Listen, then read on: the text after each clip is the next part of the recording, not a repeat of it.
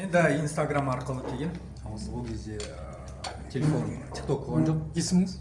Есім Асқар болды. 5 баланың әкесі, жалғызбасты әке. Енді осы Инстаграм арқылы келген, осы продукцияны қолданып, мамам, ең бірінші мамам нәтиже алған ғой. Мамам ол кезде 6 жыл аллергия болған. Осы өнімдерді ішкен кезде, ол кезде менде ақшам болған жоқ. 5 штук алған ғой, капсула. Сол кезде мамаға берген, мамам нәтижесін көрген кезде мен өзім айттым, мен осы жақта жұмыс істеймін деп. Өзіне сөз бердім. Соңын менде сондай ситуация болған, мен ол кезде жұмыс жастамай, бірақ өнімдерді қолдандым. Соңын өзімде кәдімгідей заказ беріп, нәтижесін алып атқан соң, мен жұмыс істеп бастадым, ақырындап.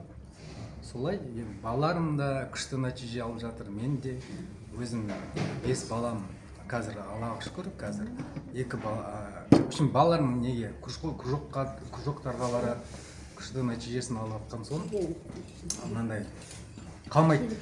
Үшін мышление жақсы, ол жағынан. Ең кішкентай қызымға сражение беріп тастадым. Осы ЛФ8 қазір осы средний қызым боксерка, футболистка.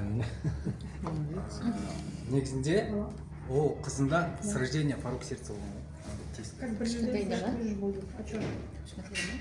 Енді тексерттің ба? Нормально ма? бірақ қазір енді кәдімгі спортқа ойнайды, спортпен айналысады. Негізінде даже порог сердца батқан кезде мынандай жүгіруге болмайды. Қазір қызым боксерка, футболистка, 2 балам бар, неге барып жүр футболға. Күреске бердім. Сол. Қайсы статуста сіз? өзі